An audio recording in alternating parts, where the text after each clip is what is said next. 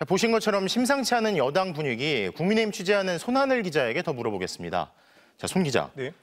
친윤계조차 대통령실의 변화를 요구하고 나섰는데 이걸 본 기억이 없는 것 같거든요. 당 분위기가 상당히 달라진 것 같아요. 그렇습니다. 윤석열 대통령의 육성이 공개됐던 게 지난주 목요일이었잖아요. 그 이후에도 사실 친윤계에서는 윤 대통령을 좀 엄호하는 분위기였습니다.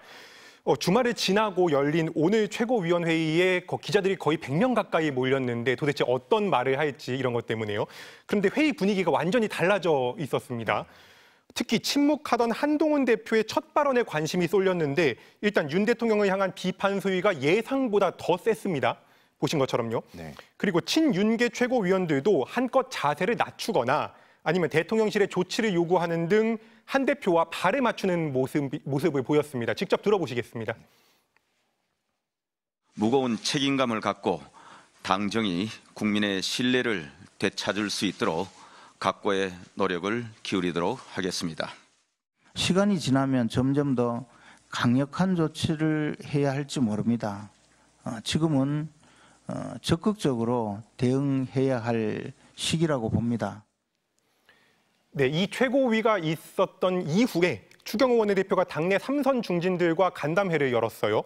여기에 정점식, 이만희, 김정재 의원 등등등 대표적인 친윤계 의원들이 대거 참석했는데 그것 때문에 또 긴장감이 잠깐 흘렀거든요. 그런데 막상 결과물을 봤더니 이 간담회에서도 한 대표에게 힘을 실어주는 모습이었습니다.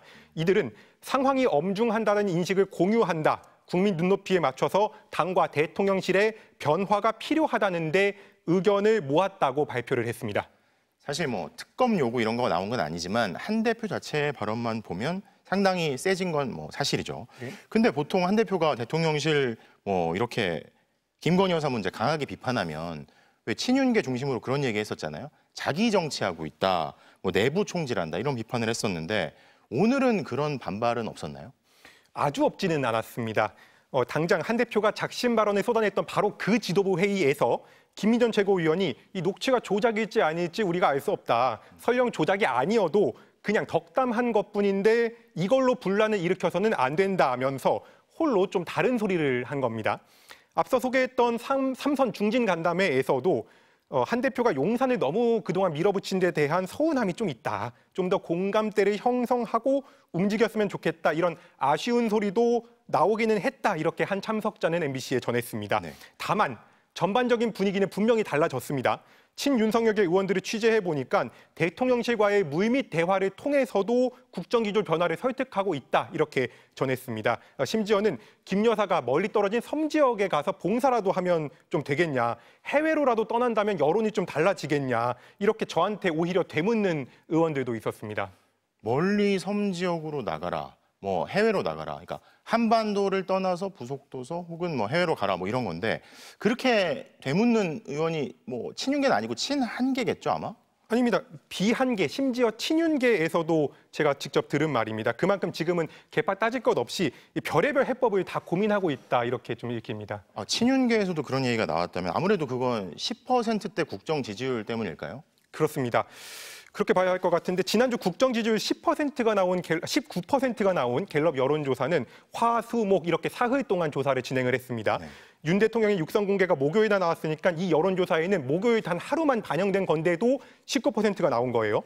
한 친윤계 의원은 육성 폭로 효과가 더 반영되면 지지율이 15%, 10% 이렇게 더 떨어질 수 있고 10% 지지율이 자칫 고착화될지도 모른다며 이걸 끊어내는 게 지금은 최우선이라고 말했습니다. 더 근본적인 진단을 내놓는 의원도 있었는데요. 이 당내 개파 구도를 보면 친한동훈계는 주로 초재선, 친윤석열계는 주로 3선 이상의 중진 이렇게 좀 분파가 돼 있습니다. 네. 그러니까 3선을 하려면 최소 2016년부터 의정 활동을 했다는 것이니까 친윤계 상당수가 2016년에 탄핵 경험이 있다는 얘기거든요. 때문에 탄핵의 악몽만은 막아야 한다. 한동훈이든 윤석열이든 지금은 한 배를 타야 한다는 분위기가 친윤석열계에서 조성되고 있다는 겁니다.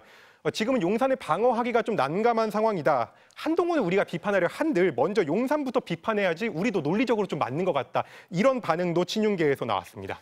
자, 앞자리가 2로 시작하느냐 1로 시작하느냐가 그 정도 차이를 보이는군요. 자, 손 기자 잘 들었습니다.